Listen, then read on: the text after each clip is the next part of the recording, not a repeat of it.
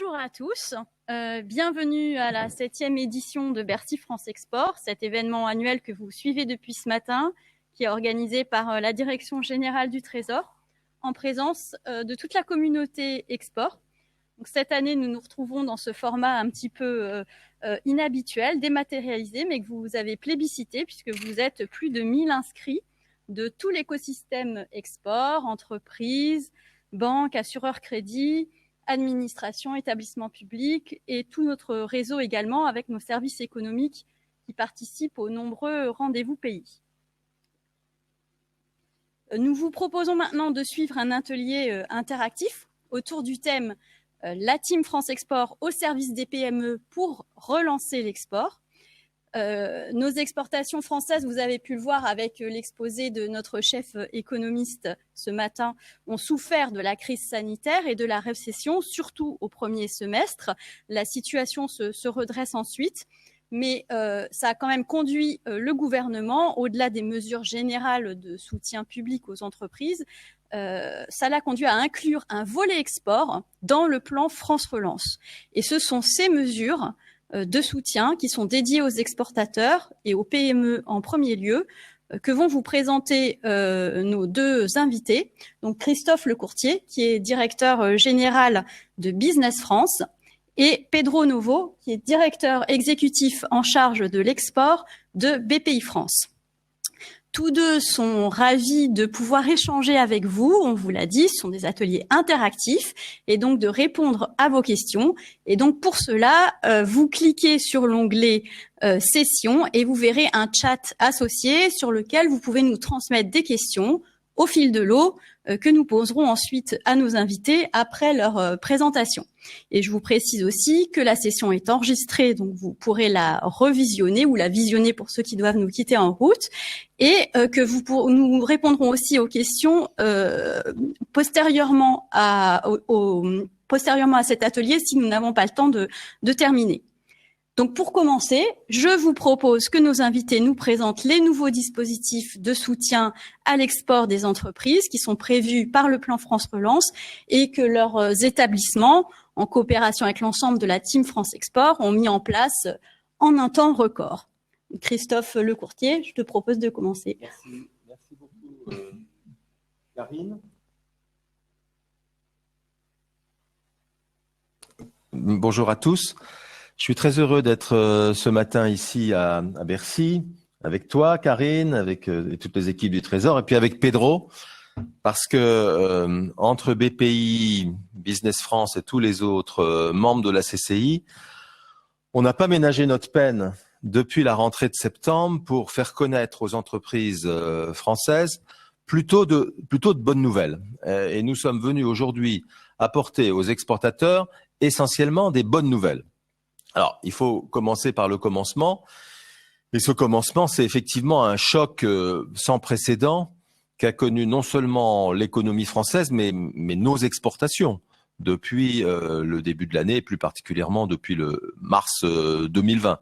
C'est un choc de l'ordre de 30% en moins pour le deuxième semestre 2020, quelque chose qui s'était jamais rencontré depuis la Deuxième Guerre mondiale, et on va probablement finir l'année, les chiffres seront révélés ce vendredi, avec entre moins 15 et moins 17% d'exportation française, donc près de 100 milliards de pertes par rapport à l'année 2019 et aux années passées. Donc il faut pas le nier, c'est un choc considérable.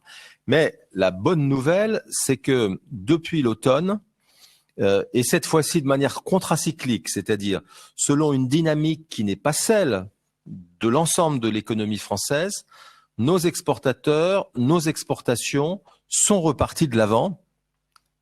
Excellente performance au troisième trimestre avec une croissance de plus de 22% et très bonne croissance également au dernier trimestre de l'année 2020, avec une croissance de l'ordre de 5% au moment où notre économie était en récession au quatrième trimestre. C'est ce qu'a fait dire au directeur général du Trésor tout à l'heure que sur les 2 derniers trimestres de 2020, l'export a apporté une contribution positive à la croissance française. C'est pas toujours le cas, et en tout cas, ça n'avait pas été le cas, évidemment, au 2e trimestre. Alors, tout ça n'est pas le fruit du hasard. C'est évidemment ça que nous sommes venus vous dire ce matin. D'abord parce que c'est vraiment quelque chose d'important. Je crois que depuis 2018, l'export est vraiment devenu une cause nationale en France. C'était pas le cas auparavant. Je crois qu'on peut dire que c'est désormais le cas. Alors c'est nécessaire hein, parce que les exportations représentent plus de 30% de la richesse nationale produite chaque année, du PIB français. Et c'est légitime parce que nous avons encore du chemin à faire avec nos 130 000 exportateurs pour être au niveau de nos concurrents allemands, italiens ou d'autres. Enfin, il y a encore de la marge et il y a encore de la place pour beaucoup d'exportateurs français. On est arrivé à faire de l'export une grande cause nationale et on a traduit ça dans une réforme qui avait souvent été imaginée, rêvée, mais jamais mise en œuvre, qu'on a appelée la Team France Export. On va pas être trop long là-dessus parce que c'est déjà de l'histoire, même si ça date d'il y a 2 ans. Mais c'est important que les entreprises aient conscience qu'il y a désormais un dispositif qu'elles peuvent utiliser, qui a été taillé sur mesure pour répondre à leurs besoins et qui est efficace encore plus aujourd'hui au moment de la relance. Jusqu'en 2018, l'accompagnement des PME, ETI, TPE françaises à l'export relevait plus de la loi de la jungle que d'une politique publique organisée et efficace. Vous aviez plusieurs guichets concurrents, celui de l'État, celui des régions, celui des réseaux consulaires, celui des privés.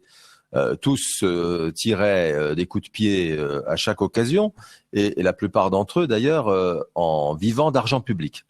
La réforme de la TFE qui a été annoncée au début de 2018 et mise en œuvre très rapidement, elle visait tout simplement à construire, et c'est aujourd'hui une réalité, dans chaque territoire, un guichet unique qui rassemble les équipes des chambres de commerce et d'industrie et celles de Business France sous le même maillot et qui sont évidemment arrimées, on y reviendra, de manière quotidienne, chaque minute, à BPI France, de manière à ce que le conseil et le financement, la boussole et le carburant aillent de pair. Donc ce guichet unique, il y en a aujourd'hui partout dans les régions françaises. Il a son pendant à l'étranger dans 100 pays. Il y a un guichet unique pour accueillir les entreprises qui ont été mobilisées en France par le premier guichet et qui se rendent à l'étranger pour des missions de prospection, participer à des opérations commerciales. Et puis, il a aussi une facette numérique très importante, très moderne, très ergonomique, avec les plateformes digitales de solutions qui ont été développées dans toutes les régions françaises et qui vous apportent toutes les solutions, tous les contacts, toutes les informations sur l'export. Ça, c'est le dispositif qu'on a mis en place à vitesse grand V entre 2018 et la fin 2019 et avec déjà de premiers résultats très tangibles en 2019. Le ministre en parlait tout à l'heure dans sa vidéo. Il faut savoir qu'en 2019, le commerce extérieur français, les exportations croissaient de 3% par an. Beaucoup plus que le commerce mondial. Nous avions même récupéré un pouillème de part de marché mondial, ce qui s'était pas vu depuis 20 ans. En 3 ans, nous avions réussi à générer, à susciter 10 000 exportateurs de plus, en passant de 120 à 130 000. Donc, on était vraiment dans une dynamique très positive, la dynamique qu'il faut retrouver aujourd'hui. Alors, j'arrive à l'actualité, c'est-à-dire au plan de relance, mais je voulais vous dire que ce plan de relance n'a de sens qu'à partir du moment où il s'appuie déjà sur une politique publique, un dispositif qui a été complètement rénové, et c'est celui de la Team France Export qui, encore une fois, dans toutes les régions, est à votre contact et avec tous les outils numériques qui permettent d'avoir l'information en temps réel. L'engagement que nous avons pris au plus noir de la crise, c'est-à-dire en mars-avril, c'était de rester auprès des entreprises pour essayer de garder ouverte autant que faire se peut une fenêtre sur l'international. C'était un moment où presque une entreprise sur deux, quand on considère les PME, les TPE ou les ETI, avaient cessé d'exporter, soit parce que l'entreprise était fermée, soit parce que les chaînes logistiques étaient interrompues, soit parce que les clients ne répondaient plus. Donc on était vraiment dans une situation d'urgence maximale. Et à ce moment-là, nous avons choisi d'être aux côtés des entreprises en leur apportant énormément d'informations, la météo de l'export pour arriver à repérer là où il y avait encore un peu de lumière et qu'est-ce qui pouvait encore être fait, à initier déjà des pratiques digitales qui sont en train de prendre beaucoup d'ampleur, mais qui balbutiaient à ce moment-là pour remplacer les contacts physiques qu'on pouvait pas avoir. Et puis, au moment où on faisait ce travail en quelque sorte de résistance, où on était dans la tranchée avec les entreprises françaises un peu partout dans le pays, nous avons conçu avec elles le plan de relance export qui avait comme objectif de faire vite, de faire fort et de faire simple. Faire vite, eh bien, à la demande du gouvernement, nous avons, je crois, réussi ce premier objectif puisque ce plan a été lancé, a été validé pendant l'été et a été lancé le 1er octobre. Et donc, il a été un des éléments qui ont permis ce fameux 4e trimestre dont je parlais en préambule, où nos exportations sont vraiment reparties de l'avant au moment où la conjoncture, la situation en France recommençait à se dégrader du fait du second confinement. Donc, il a été lancé vite, il a été lancé fort. Je vais y revenir et Pedro en parlera aussi, parce que fort, c'est mobiliser des moyens, y compris des moyens financiers, jamais réunis depuis des années et des années en faveur de l'export. Et puis, et ça c'est très important, et j'espère qu'il y aura des questions là-dessus, nous l'avons voulu simple. C'est la raison pour laquelle beaucoup des aides s'apparentent à des chèques. C'est quelque chose qu'on a été emprunté aux États-Unis ou à la Grande-Bretagne, plutôt que des choses complexes qu'on demande aux entreprises. Eh bien, moyennant le fait de remplir un document extrêmement simple, vous avez une subvention directe qui vous arrive par un virement bancaire et on ne va pas chercher tellement plus loin.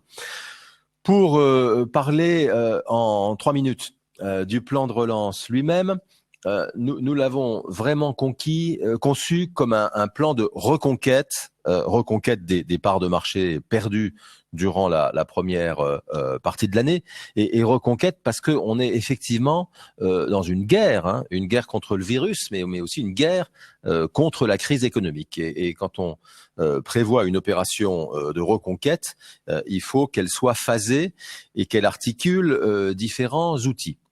Le premier outil, vous le voyez, c'est le premier pilier, c'est l'information. Tout a été chamboulé. Ce qui était vrai hier n'est plus vrai aujourd'hui. Tel pays qui allait bien va très mal, telle filière, tel partenaire économique aussi.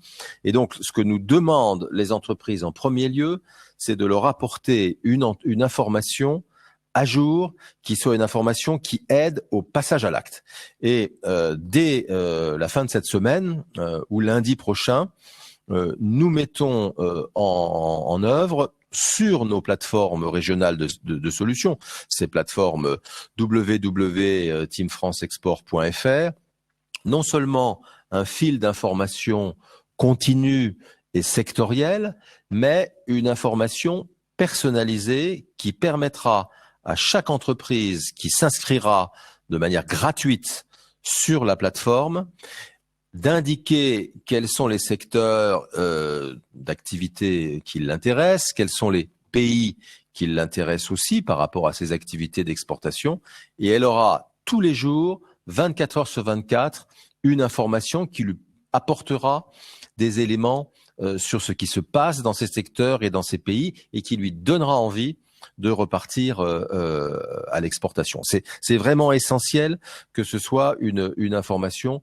encore une fois, qui favorise le passage à l'acte, une information positive, une information dynamique. Rendez-vous donc d'ici quelques jours sur cette plateforme pour ouvrir vos comptes et pouvoir bénéficier de cette information qui est fabriquée par nos 60 bureaux à l'étranger. On a environ 800 personnes qui vont chercher dans l'économie locale de ces 60 pays toutes les informations pertinentes pour nos entreprises. C'est le premier pilier, c'est l'intelligence. Quand on lance un plan militaire, il faut savoir où aller et il faut avoir le maximum d'informations sur ce qui se passe derrière nos frontières. Le deuxième pilier, il est évidemment essentiel. Une fois qu'on sait comment y aller, il faut pouvoir s'y projeter, il faut pouvoir y aller. Et de ce point de vue-là, nous faisons face à des ralentissements très importants qui ont été enregistrés ces derniers mois, hein, vous le savez, en matière de prospection. Il y a quasiment plus un salon international qui se tient. Et dans les pays où ils se tiennent encore, comme par exemple la Chine, il est absolument impossible d'y aller depuis la France. Donc ce que nous avons conçu, c'est d'abord une offre d'opérations commerciales, salons, missions B2B qui sont au nombre de 650 et qui, là aussi, vont être dévoilés cette semaine. Donc, c'est un programme qui couvre toutes les géographies, toutes les filières. Il a d'ailleurs été élaboré avec toutes les organisations professionnelles et avec toutes les régions de France. Et c'est un programme qui, évidemment, pour au moins les 2/3 de ces opérations, peut se transformer en opération digitale. Je prends un exemple qui est assez bien connu. Il y a quelques semaines le CES, Consumer Electronics Show de Las Vegas, qui est le rendez-vous mondial des startups depuis des années et des années. La France est généralement, après les États-Unis, la deuxième délégation d'entreprises autour du drapeau de la French Tech. Eh bien, cette année, ce CES a été digitalisé et il y a eu plus de 110 entreprises françaises qui ont pu y participer, rencontrer des interlocuteurs. Donc, il y a des solutions et la prospection reste possible même quand on ne peut plus voyager. Évidemment, on espère que, en tout cas à partir du milieu de l'année, une partie des opérations pourront se faire en présentiel. On en a eu quelques-unes qui se sont tenues au début de l'année, par exemple aux Émirats arabes unis. Donc, un grand programme d'actions de projection, d'opérations qui vous permettent de retourner sur les marchés.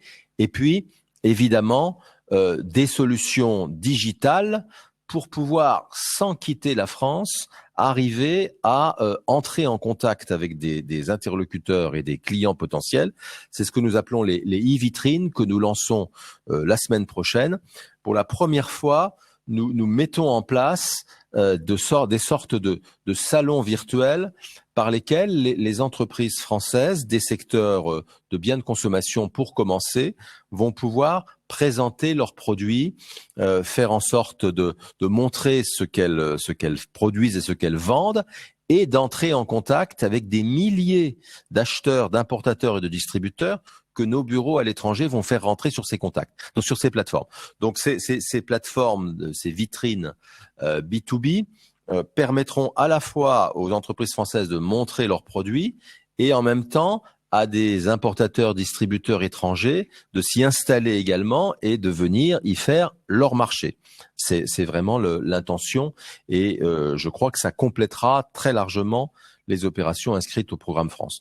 Pour financer tout ça, il a été décidé d'octroyer au long de l'année 2021 et dans le cadre du plan de relance des chèques, j'en parlais tout à l'heure en préambule, qui tout simplement permettent de diviser généralement par 2 le coût de la participation à un salon présentiel, un salon digital. Les e-vitrines seront gratuites cette année grâce, là encore, au soutien de l'État. Vous n'aurez rien à payer pour vous y inscrire et y montrer vos produits. Mais les chèques relance permettent également de financer des études de marché, des actions de sélection des marchés qui pourraient vous intéresser et que vous ne connaissez pas encore, des opérations de communication sur tel ou tel marché que vous souhaiteriez. Et vous pouvez confier les prestations soit à la Team France Export, soit à des acteurs privés en toute liberté. Voilà, ça c'est le deuxième pilier. Une fois que l'intelligence, le renseignement vous a dit où aller, le pilier projection vous indique comment y aller au meilleur prix. Il y a un troisième pilier qui est aussi très important. Karine, si on peut montrer le slide, c'est celui des ressources humaines. On voit qu'aujourd'hui, les entreprises qui s'en sortent le mieux à l'étranger sont celles qui ont pu maintenir une présence à travers une filiale, à travers des correspondants ou des représentants locaux. Et évidemment, la plupart des PME françaises n'ont pas les moyens de s'offrir des expatriés. Et donc l'État a imaginé, il y a maintenant 20 ans, une formule qui est finalement une expatriation au meilleur rapport qualité-prix, parce qu'elle concerne des jeunes diplômés ou moins diplômés qui s'engagent pendant 1 an ou 2 ans à développer le business de l'entreprise à l'étranger et qui bénéficient pour ça d'un statut particulier qui a été voté par le Parlement français et qui est porté par Business France, afin que ce soit pour l'entreprise extrêmement simple, puisque c'est nous qui sommes l'employeur unique. Nous mettons le jeune à disposition de l'entreprise dans 130 pays et nous refacturons simplement le coût de la rémunération du jeune et de sa couverture sociale à l'entreprise. Donc vous n'avez aucune paperasserie, aucune problématique de droit du travail. Business France vous permet dans sa base de sélectionner parmi les plus de aujourd'hui 60 000 CV présents sur le site les profils qui vous conviennent. Business France établit un contrat avec le jeune et ensuite vous le met à disposition moyennant une refacturation. Ce programme a connu un développement fantastique depuis 20 ans. Il est aujourd'hui en partie entravé par les difficultés d'accès à certains pays, de restrictions pour les voyages ou pour les visas de séjour. Mais nous pensons que plus que jamais, il est une formule gagnante pour que, à côté du renseignement, à côté de la projection, vous ayez les moyens humains, les ressources humaines pour poursuivre votre développement international, explorer, développer des nouveaux marchés. Alors, à titre vraiment exceptionnel, l'État a décidé de la mise à disposition d'un chèque relance VIE de 5 000 € qui permet aux PME, aux TPE d'être subventionnés pour l'utilisation d'un VIE et qui permet aussi aux grands groupes d'en bénéficier à partir du moment où ils s'engagent dans une démarche citoyenne à choisir des jeunes issus de formations courtes ou de quartiers prioritaires de la politique de la ville. Voilà pour ce quatrième pilier. Et le troisième et le quatrième et dernier, il est très important également parce que quand on mène une campagne de reconquête, il faut le renseignement, on l'a dit, il faut être capable de se projeter derrière les frontières, il faut avoir les hommes et les femmes pour occuper le terrain et il faut ensuite avoir un drapeau à planter dans les marchés et en tout cas il faut avoir une politique de communication pour expliquer pourquoi on est là, en quoi on est différent des autres, qu'est-ce qui nous différencie positivement de nos concurrents parce que on a évidemment la certitude que le monde de demain, en tout cas celui de 2021, celui de 2022 va être un monde encore plus concurrentiel compte tenu de la crise économique que celui du passé. Donc nous allons lancer un grand plan d'accompagnement par des actions de communication de la présence des entreprises françaises, en particulier dans les secteurs où nous sommes les plus forts et où nous avons beaucoup de choses à dire. C'est le secteur de la tech, en mettant en valeur non seulement la marque, mais les valeurs, les contenus de la tech à la française. C'est évidemment l'industrie, dans ces différents domaines, mais où nous avons besoin d'expliquer en quoi l'offre industrielle française, les solutions qui sont les vôtres répondent aux besoins aujourd'hui de l'économie de la sortie de crise et en quoi nous nous distinguons, par exemple, en investissement massivement dans la transition écologique, par exemple, en aidant à passer à des formes d'industrie 4.0 qui font défaut dans beaucoup de pays. Donc nous allons aussi communiquer sur cette marque French Fab, sur ses valeurs, sur ses promesses. Et puis nous allons le faire aussi sur 2 autres marques qui sont French Healthcare pour tout le secteur santé, dont vous savez que c'est évidemment un des secteurs qui a le moins souffert de la crise et indépendamment de la question douloureuse des vaccins dans lequel les entreprises françaises ont beaucoup à offrir au reste du monde. Là aussi, il faut expliquer en quoi l'offre française dans le secteur de la santé non seulement répond, mais se distingue de pas mal de nos concurrents. Et puis enfin, pour ne pas l'oublier, nous aurons beaucoup d'actions pour tout ce qui concerne l'agroalimentaire français. C'est un secteur qui en partie a souffert. Il revient, il est en train de revenir vers les marchés et il bénéficiera là aussi d'un accompagnement assez puissant en termes de communication autour de la marque Test France pour montrer que les produits français se distinguent en termes de qualité, de sécurité alimentaire, de diversité, d'ancrage dans la diversité de nos terroirs, des produits étrangers, et que choisir, là encore, l'offre française, c'est répondre en partie à ce que le consommateur du monde d'après choisira de privilégier. Nous allons démontrer tout ça et battre les tambours et agiter les drapeaux pour que nos entreprises, encore une fois, sachent où aller, comment y aller, avec qui et pourquoi dire. Je pense que c'est un plan qui est assez puissant. Le cinquième pilier, évidemment, il est celui financier. Et Pedro, avec lequel on travaille quotidiennement, va certainement apporter cette pierre essentielle à l'édifice de la relance. Merci de votre attention. Merci Christophe. Alors Pedro, cette stratégie de reconquête, ce plan militaire, comment ça se décline du côté de BPI ? J'ai envie de dire que ça se décline avec discipline et détermination, comme il se doit dans ces moments-là.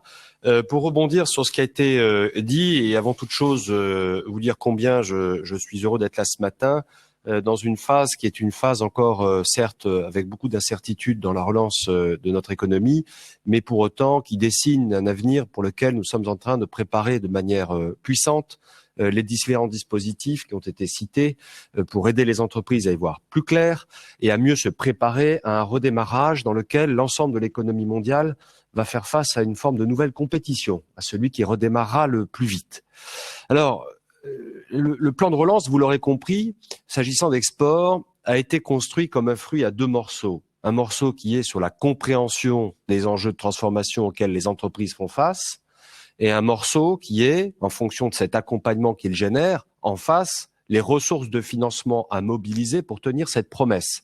Une fois que la boussole donne le sens, une fois qu'on a compris à décrypter ces enjeux de transformation du monde et les opportunités, une fois qu'on s'est entouré des compétences nécessaires pour mener ces chantiers dans l'entreprise, et il y en a beaucoup, on y reviendra, eh bien, on construit en regard un plan de financement qui soit à la mesure de cette ambition.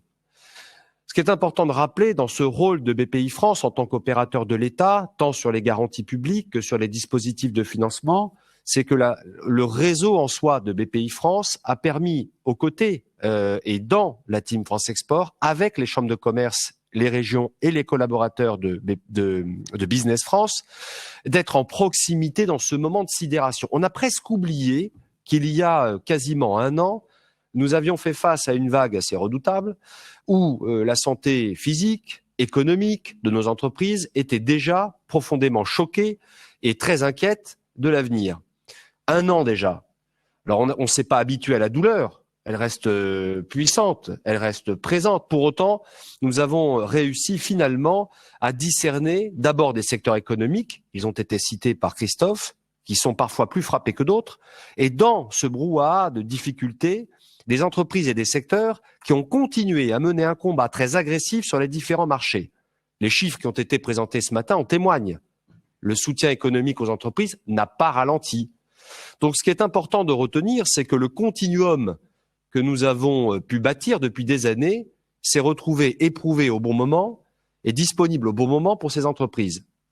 En résumé, 1, nous avons fait face aux situations d'urgence. Je rappelle les moratoires différents sur l'assurance prospection, par exemple, les quotités garanties qui ont été majorées à 90%, les mesures de report d'échéance de crédit sur les prêts croissance internationaux et la forte demande de la profession bancaire et des entreprises sur les cautions ou les garanties de caution en particulier, les préfinancements ayant été perturbés par la réussite assez spectaculaire des prêts garantis par l'État. En situation actuelle, nous avons des entreprises, au fond, qui ont des situations de trésorerie mises en tension, mais très sensiblement soutenues, et probablement plus lorsque l'on se compare à d'autres dispositifs de soutien en Europe ou dans le monde, probablement plus profond et plus puissant que nos compétiteurs. Ce qui nous donne à tous une très grande responsabilité de ne pas rater ce moment qui ne se présentera pas tous les 10 ans. Alors je dis souvent de manière un peu provocatrice qu'il ne faut pas rater sa crise. Ben, il ne faut pas la rater. C'est-à-dire qu'on n'a pas tous les jours la chance de remettre un peu à plat sa stratégie, de repenser son organisation, de réécrire son ambition internationale et de chercher des ressources qu'on n'aura probablement pas avec une telle puissance tous les 5 ans. Alors face à cela, et ça a été cité, l'assurance prospection en est une parfaite illustration. C'est un produit comme le VIE qui est une originalité française, unique. Nous n'avons pas de comparable dans le monde avec cette articulation et ce montage. Eh bien, nous faisons cette avance de trésorerie, nous indemnisons l'entreprise contre ses échecs éventuels en termes de prospection commerciale. En résumé, sur une base de 100, nous avançons jusqu'à 65% de la somme. Nous constatons cette réussite après une campagne de prospection ou pas, qui peut durer 2-3 ans, et ensuite une période de différé, rajoutons 2 ans, et puis enfin une période d'amortissement. Alors je ne sais pas si vous voyez bien le truc, mais pour ceux qui n'ont pas utilisé une assurance prospection, c'est qu'on se met autour d'une table dans 4 ans pour savoir si oui ou non on rembourse et comment. C'est quand même assez spectaculaire en levier et extrêmement incitatif. Et aujourd'hui déjà, malgré la crise, qui explique que quand même, comme Christophe l'a dit, beaucoup d'entreprises se sont organisées, les entrepreneurs n'ont pas posé le sac à dos. Près de 1300 d'entre elles ont utilisé une assurance prospection pour 200 millions d'euros de budget cette année. On aurait pu croire que, faute d'avions, des échanges rendus compliqués, les PME, les TPE, les startups disent « stop, on pose le sac à dos, on se calme ». Il n'en a rien été. Certains ont ralenti, d'autres ont accéléré. Et on vit dans cette un peu schizophrénie de choc, à savoir celles qui saisissent l'opportunité, on accélère et on y va, malgré tout, et d'autres qui se referment. Et il s'agit pour nous de donner les moyens à ceux qui sont dans la crainte, qui se sont refermés, en utilisant ces dispositifs-là. Donc Christophe a rappelé, et ça a été dit ce matin, tant par les ministres que par François Lefebvre, la puissance de l'enveloppe dans le plan de relance. 1 milliard d'euros. Chaque année, je vous rappelle qu'en cours d'exercice, nous étions dans la crainte de pouvoir terminer l'exercice. C'était, pour ceux qui connaissent les utilisations d'outils tels l'assurance prospection, un exercice régulier. Nous avons 3 ans devant nous de visibilité, ce qui est historique, avec une telle intensité. Un tel aspect, une telle puissance demande de la responsabilité des entreprises. Bruno Le Maire nous l'avait dit à Big. Il avait dit pour un ministre de l'économie, croyez-moi, c'est original, je vous demande de prendre l'argent. Bon, eh bien, je paraphrase à mon humble niveau et je dis aux entrepreneurs qui nous suivent et aux entreprises qui vous entourent, emmenez-les et allez-y, utilisez ces outils aujourd'hui pour constituer la croissance de votre entreprise dans les 3 à 4 ans qui viennent. Ne nous trompons pas. Le redémarrage et la puissance de l'assurance prospection va pas forcément faire du chiffre d'affaires tout de suite au 31 décembre. En revanche, il va changer le visage de votre entreprise dans les 3 à 4 ans qui viennent. Il est important de comprendre que cette crise, c'est pas juste aller chercher des produits sur étagère ou des services sur étagère. On coche les cases d'une transformation qui traverse l'entreprise. J'adapte mon organisation, je modifie mon ambition, je mets mon point GPS le plus loin possible et je traite les sujets. Je m'entoure des VIE, je m'entoure des compétences dans les territoires et je mène les transfos digitales qu'il faut, je mène les transfos internationales qu'il faut et je nomme à mes côtés un COMEX ou une équipe de transformation qui va m'aider à mener ce chantier. C'est de ce niveau-là. Sinon, on papillonne. Sinon, on est dans le test et on n'est pas dans la transformation. Alors certes, il faut parfois tâtonner, certes, il faut parfois essayer, mais c'est un mal français que d'être dans ces pointillés à l'exportation sans être dans l'internationalisation de l'entreprise. Eh bien, c'est ça mon vœu à travers ces produits, c'est qu'on passe d'une logique d'export à une logique d'internationalisation durable de la PME, start-up ou ETI française. La déclinaison de ce produit formidable, sachant que l'export, c'est pour tous et c'est partout, c'est que nous soyons capables de doter la Team France Export, dont nous faisons partie naturellement, d'un outil à la mesure et à la portée des plus petits, pour lesquels la dimension de l'accompagnement est indispensable, sans quoi il n'y a pas de réussite durable. Il s'agit en fait d'aider comme l'étudiant qui découvre un contrat d'apprentissage, comme la sortie d'école ou d'université. Il s'agit de donner les bons réflexes au démarrage, comme pour le créateur d'entreprise, sur des modes d'organisation qui vont l'accompagner dans la durée. L'assurance prospection accompagnement répond à cela. Elle oblige l'entreprise qui y recourt, entre 10 000 et 40 000 euros, de bénéficier d'un produit d'assurance prospection, mais qui intègre en son sein la nécessité d'être accompagné par un partenaire de la TFE ou les membres de la TFE. Cet accompagnement s'inscrit dans la durée et il permet à l'entreprise de cocher ces cases que j'ai citées avant. On ne va pas picorer, on va durablement pour réussir à l'international. Et ces réflexes suivront la vie de l'entrepreneur tous les jours après. On dit souvent d'ailleurs que l'international, lorsqu'on le découvre en tant que primo-exportateur, on revit les sensations de la création, on revit les doutes du début, on cherche à avoir des certitudes là où il y a beaucoup d'incertitudes, risque économique, risque de paiement, risque de qualité commerciale, relationnelle, les bonnes décisions stratégiques. C'est tout cela qu'il faut traiter. C'est pas juste aller chercher un produit dans sa banque ou une garantie chez BPI-France. Si on se pose pas ces questions, il faut pas le faire. Autant être clair. Alors, enchaînons sur la suite de ce produit. Alors, je vais juste revenir, parce que ces produits ont déjà été présentés, sur une déclinaison qui est importante, qu'on n'a pas citée, qui est l'assurance prospection verte. On a bien compris que le verdissement de l'export français et de l'ingénierie française en la matière, qui est puissante, connue, qui a beaucoup de profondeur, eh bien, elle doit trouver les moyens de s'internationaliser. Les entreprises qui sont engagées dans la transition énergétique, les entreprises qui sont engagées dans les efforts du climat en termes de performance, en termes d'impact. Ces entreprises ont, pour elles, une enveloppe dédiée de 10% de cet ensemble-là que j'ai cité sur l'assurance prospection, qui leur est réservée. Nous nous assurerons que toutes ces entreprises et de tous les syndicats professionnels liés directement ou indirectement, à travers le réseau de BPI France, puissent solliciter une assurance prospection et s'engagent sur un porte-étendard du savoir-faire français sur les enjeux du climat. Nous avons des champions en la matière, nous devons nous assurer qu'ils aillent chercher des parts de marché pour être des leaders d'opinion sur les marchés stratégiques que nous avons face à nous.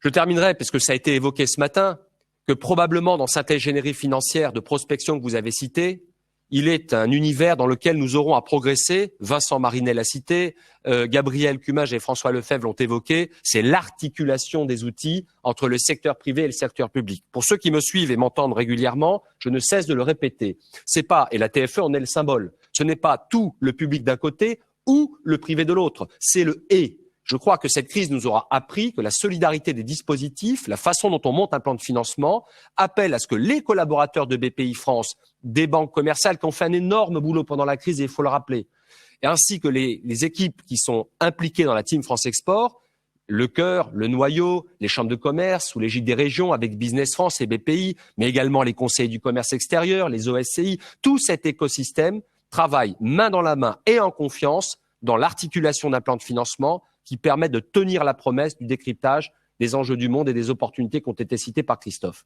Retenez le fruit à deux morceaux, ne séparez plus jamais l'un de l'autre. La boussole et le carburant, c'est ça le nouveau paradigme français des 5 prochaines années. Merci beaucoup, Pedro. Tu as d'ailleurs mentionné à la fin cet effort de solidarité et le fait d'associer tous les acteurs de l'écosystème. Et un des commentaires que nous avons sur le chat vient de Régis Toussaint qui nous dit que les conseillers du commerce extérieur de la France ne semblent pas assez pris en considération par la Team France Export. Je vais vous laisser peut-être réagir sur ce sujet. L'union fait la force, nous dit-il, et c'est dans une stratégie militaire important. Et en tout cas, moi, j'en profite pour dire que dans l'élaboration du plan France Relance volet export, on a eu une contribution assez considérable de l'ensemble de l'écosystème et qui a été pilotée et en tout cas nourrie également par les conseillers du commerce extérieur. Et ce groupe de travail était d'ailleurs animé par le président du CNCCEF. Voulez-vous réagir l'un ou l'autre sur le... Pedro réagira aussi, je suis sûr, mais bon, j'ai déjà été un petit peu long, donc j'ai pas forcément voulu citer tout le monde, mais ce qui est sûr, c'est qu'effectivement, la stratégie, elle a été élaborée avec le président des CCEF, Alain Battejac, en leader charismatique de ce plan de relance export au printemps, et que pas plus tard que après-demain, nous allons signer avec lui aussi et ses équipes la convention qui permettra dans le détail de mobiliser et d'associer pleinement les CCEF en France et à l'étranger à ce plan de relance et en particulier à tout ce qui va se faire en 2021 parce que c'est là où tout va se jouer. Ça ne veut pas dire que rien n'existe parce que sur les plateformes de solutions, comme leur nom l'indique, nous avons mis en avant les CCEF comme une solution de mentoring très importante pour les entreprises qui souhaiteraient les solliciter. Et par exemple, dans la région Auvergne-Rhône-Alpes, mais pas seulement, on a mis en place un dispositif qui permet d'associer de manière très intensive en ce moment un CCEF à une entreprise qui est prise en main par la TFE pour développer sa stratégie. Donc c'est déjà quelque chose qui marche, mais c'est quelque chose que nous souhaitons étendre de manière beaucoup plus importante dans toutes les régions de France en cette rentrée pour donner à toute son ampleur au plan de relance et faire en sorte que là encore, le conseil, l'expérience, l'expertise de ce réseau qui est absolument remarquable et sans équivalent d'ailleurs lui aussi à l'étranger puisse être davantage mobilisé. Je suis absolument convaincu que c'est un des leviers essentiels de la réussite du plan de relance, mais il fallait commencer par le commencement, savoir quoi faire, et là Alain a joué un rôle très important, savoir sur qui le faire, sur qui le reposer au quotidien. Et là, ce sont les permanents de la TFE. Et comment aujourd'hui apporter le supplément de conseils stratégiques que les CCE en France et à l'étranger sont capables de mobiliser. Je vous donne rendez-vous jeudi pour la signature de cette convention qui, je pense, remettra les choses à leur place. Je serai très court. Il est évident que d'abord, il faut rappeler que les CCEF et sous l'égide de Alain Batéjac ont présidé un travail collectif qui, durant la crise et les mois de mars, avril, mai, ont permis de produire ce qui était le groupuscule Solex, pour ceux qui s'en souviennent, les fondamentaux qui ont nourri les réflexions de l'État en large partie dans le contexte du plan de relance. Premièrement. Deuxièmement, ce réseau, qui est un réseau qui est une chance d'ailleurs pour nos entreprises françaises, comme pour notre écosystème, est un réseau mondial qui constitue pour nous des antennes absolument remarquables sur les pratiques, les opportunités et la bienveillance que ces entrepreneurs du bout du monde peuvent apporter, comme dans nos territoires d'ailleurs, aux entrepreneurs de toute taille. L'implication des CCEF en région est très forte sur les comités locaux pour soutenir les créateurs d'entreprises qui découvrent l'international ou les primo-exportateurs à travers les CCI et les opérations en région. Nous y verrons d'ailleurs, et Christophe vient de le rappeler, à tirer un maximum profit de ce savoir-faire et de ces compétences mis à la disposition avec bienveillance et profondeur d'ailleurs, disponibilité des CCEF. Et j'insiste sur l'aspect international parce que ils sont là où nous avons évidemment des représentations diplomatiques, des services économiques bien répartis dans le monde, des bureaux de Business France qui constituent également un réseau puissant. Nous avons également ce double regard qui nous est très précieux et avec lesquels d'ailleurs les relations sont excellentes sous le contrôle de Christophe à travers le monde et qui sont partie intégrante de toutes les opérations que nous menons. Enfin, s'il fallait rassurer, si c'était la question, nous n'envisagions pas, et en aucune mesure, avancer dans ce plan de relance sans le soutien de ce puissant réseau. Et c'est le but de la signature, naturellement, de cette semaine que Christophe a rappelé. Voilà, l'union fait la force. Alors, on a une question assez concrète et précise qui s'adresse à Christophe. Alors, quelles sont les aides pour les PME pour engager des jeunes issus des quartiers prioritaires de la ville? Oui, alors je vais être effectivement bref. Il y a le chèque relance export, c'est 5 000 €. C'est le même tarif, c'est le même niveau de subvention État, que vous soyez une PME ou une TPE ou une ETI. Et là, vous pouvez prendre tout type de jeune, quel que soit son niveau d'études ou quel que soit le lieu où il réside, et vous bénéficiez de cette aide directe de 5 000 € qui vous est versée dans les toutes premières semaines qui suivent la contractualisation avec Business France. En revanche, si vous êtes une grande entreprise, l'aide est réservée ou est concentrée sur les jeunes issus de formations courtes et des quartiers prioritaires de la ville, c'est-à-dire résidents dans ces quartiers. Pourquoi ? Parce que on voit qu'aujourd'hui le VIE qui a connu un développement formidable depuis 20 ans, on était à 10 000 VIE au début de cette année, reste assez concentré sur des jeunes ayant un niveau d'études élevé, type Bac plus 5, et que c'est dommage parce que les jeunes issus des formations courtes peuvent constituer aussi des acteurs très importants du développement d'une boîte à l'étranger. Je prends un exemple. Lorsque vous livrez une machine, 2 machines, vous pouvez avoir besoin d'assurer sur place non seulement le service après-vente, mais la maintenance. Et on a bien vu qu'aujourd'hui, avec les restrictions de voyage, les entreprises qui ne pouvaient pas envoyer des équipes depuis la France pour assurer cette maintenance étaient handicapées dans leur relation avec leurs clients qui ne pouvaient pas mettre sa machine en marche ou en tout cas en assurer la maintenance. Si vous avez sur place des techniciens qui s'inscrivent dans le cadre du programme VIE, eh bien, vous pouvez non seulement honorer votre contrat, mais continuer à développer votre présence. Donc, il y a vraiment un coup à jouer pour les jeunes issus de formations techniques pour apporter, encore une fois, toute leur contribution au succès d'une entreprise à l'export. Et puis, les jeunes issus des quartiers prioritaires de la ville, c'est une grande cause nationale et c'est aussi une cause consistant à dire que des jeunes qui peuvent avoir, comme c'est souvent le cas dans ces quartiers, une origine multiculturelle, doivent être vus comme un atout à mettre au service de notre pays dans son développement international. J'ai toujours été frappé de la force qu'avaient les Allemands et les Italiens, en partie parce qu'ils avaient des communautés à l'étranger qui avaient émigré aux États-Unis, en Australie ou ailleurs.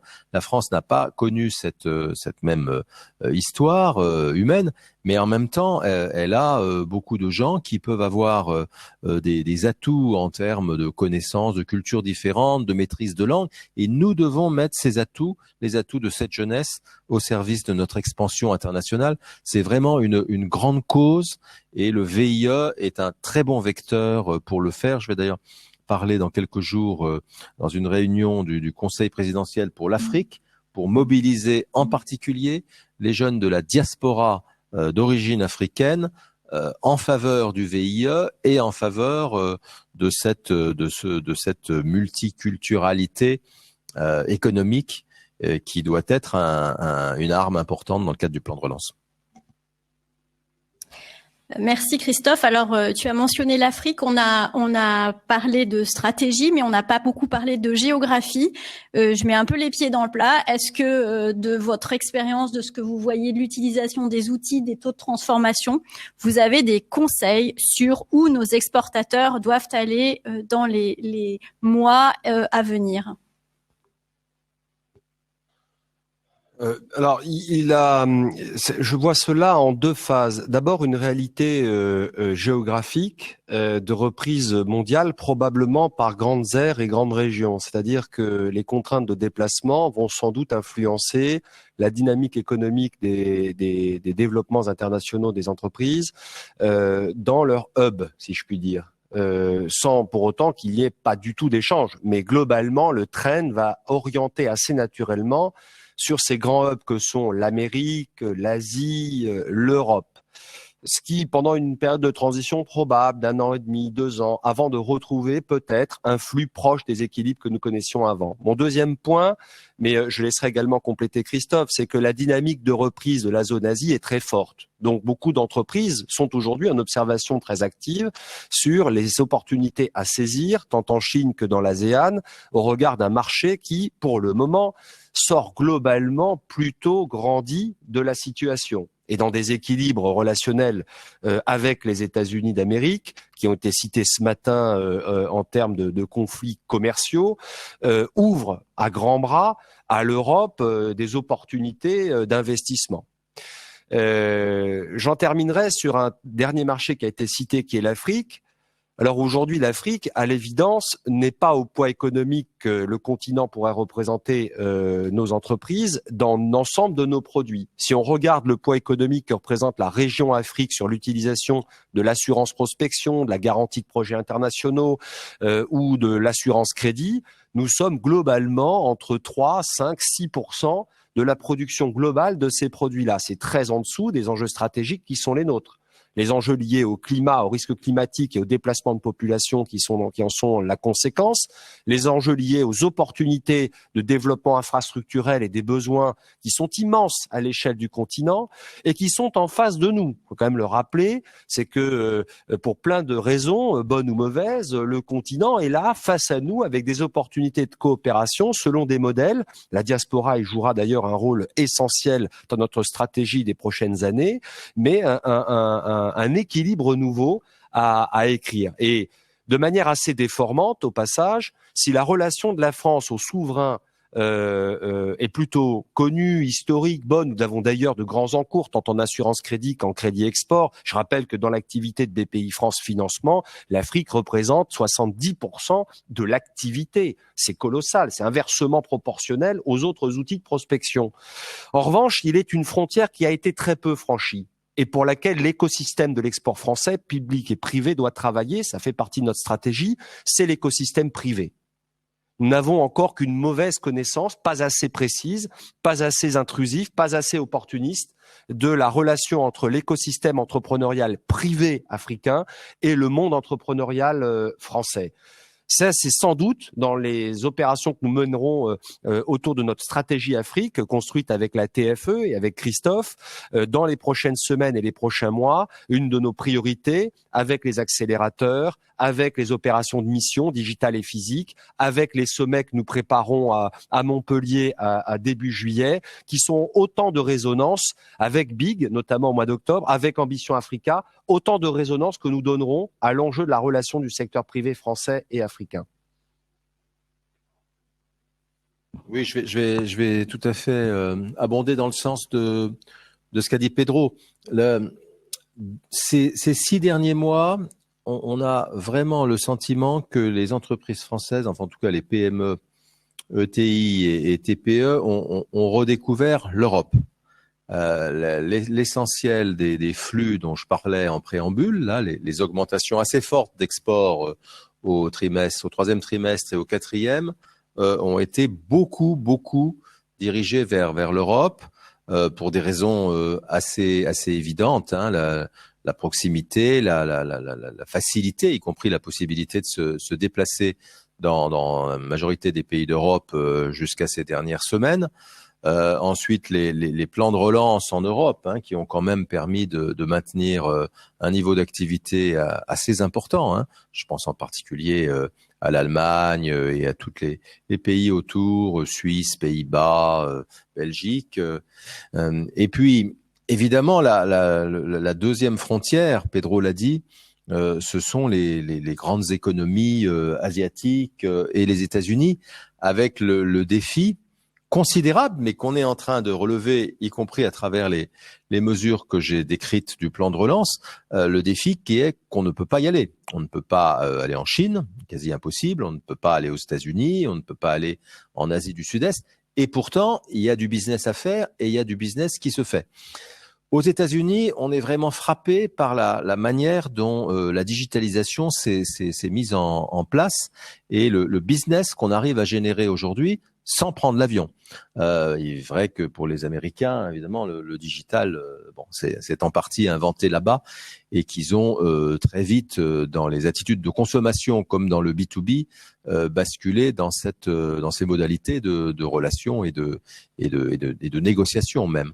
Avec la Chine et l'Asie, c'est un peu plus compliqué. Non pas qu'ils soient en retard en matière de numérique, mais parce qu'il y a évidemment une frontière, cette fois-ci linguistique, qui rend le contact direct un peu plus difficile qu'en anglais. Et de ce point de vue-là, le rôle de nos bureaux à l'étranger, c'est d'être finalement le troisième homme ou la troisième femme qui organise le contact entre la boîte française et le client étranger et qui assure aussi la traduction dans tous les sens du terme, la traduction au sens linguistique, mais aussi l'interprétation des attitudes, du body language et le décryptage finalement de ce que le partenaire étranger aura retenu de cette rencontre digitale. Mais en tout cas, on sent que là aussi ça marche parce que il y a envie dans ces géographies-là de faire du business avec nous. Et puis sur l'Afrique, tu as tout très bien dit. C'est un continent qu'il est essentiel non seulement de pas oublier, mais d'avoir dans le viseur au bon sens du terme. Et nous développons avec toi des approches pour les entreprises très spécifiques parce que ce sont des marchés qui peuvent être très prometteurs, très rémunérateurs, mais en même temps très risqués. Et il faut donc que la préparation, l'accompagnement, les aides financières également qui peuvent être proposées soient spécifiques aux enjeux et aux risques de ces continents. Autrement dit, on n'a pas le costume Mao, c'est qu'on vous propose pas du tout les mêmes outils pour tous les marchés. On a vraiment le souci que sur l'Afrique, on ait une palette d'approches spécifiques et de produits spécifiques pour que le succès soit au rendez-vous dans le cadre de ce plan de relance, évidemment au-delà. Merci à tous les deux. Je ne crois pas qu'on ait le temps pour d'autres questions. Donc, il est temps de clôturer cet atelier qui a permis vraiment un très bon échange et puis surtout une présentation complète, détaillée, dynamique de tous ces dispositifs de soutien à l'export que vous avez mis en place avec le soutien public et financier du gouvernement et puis sur les perspectives surtout. Juste peut-être un mot parce que ça a été dit par Pedro, par toi. Il est très important de dire que ce plan de relance de l'export, c'est le plan de tous les acteurs de l'export. Il a été conçu comme ça, entre acteurs publics et acteurs privés au printemps, et il est mis en œuvre avec tout le monde. On a parlé évidemment de la contribution des CCE, mais je voudrais aussi mettre l'accent sur le fait que les acteurs privés du commerce extérieur jouent aujourd'hui un rôle très important pour faire connaître le plan de relance, pour faire connaître l'existence du chèque relance export et pour offrir des services qui peuvent être financés par ce chèque relance export. Le principe que nous avons érigé en principe central, c'est que c'est l'entreprise, c'est vous qui choisissez ce dont vous avez besoin parmi ce qu'on vous propose et qui choisissez sur qui vous allez vous appuyer pour la prestation, études de marché, accompagnement, communication, qui peut être financé par le chèque. Donc, il n'y a évidemment aucun monopole public. Il y a juste eu une définition conjointe d'une boîte à outils. Et aujourd'hui, c'est l'entreprise qui est vraiment celle qui choisit ce dont elle a besoin et sur qui elle veut s'appuyer pour le mettre en œuvre. Et on voit d'ailleurs dans les chiffres que les chèques relance sont très largement aujourd'hui utilisés, par exemple, par les entreprises de l'OSCI, mais aussi par d'autres acteurs privés. Il fallait le dire parce que c'est le plan de relance de toute la France et de tous les acteurs du commerce extérieur. Merci de ce mot de conclusion et du coup ça rebondit sur ce commentaire que nous avons reçu. L'union fait la force. Merci beaucoup à nos deux invités donc pour cet échange et pour au-delà de ça leur engagement indéfectible dans le soutien aux entreprises françaises et merci à vous tous les participants. Et maintenant, donc, je vous invite à poursuivre cette journée Bercy France Export en rejoignant les ateliers de midi. Donc, vous pouvez voir normalement sur la droite de votre page un onglet Atelier. Et puis, vous pouvez choisir entre l'atelier Politique de financement export 2021 et un atelier sur le plan climat pour les financements export avec un échange sur la mise en œuvre du bonus climatique qui va entrer en vigueur cette année. Et ne nous quittez pas non plus après, puisqu'à 13h, c'est l'intervention du ministre délégué au PME, puis du ministre délégué au commerce extérieur et à l'attractivité. Et tout l'après-midi, plusieurs ateliers et la poursuite des rendez-vous pays. Merci encore de vos contributions et de nous avoir suivis. Bonne journée.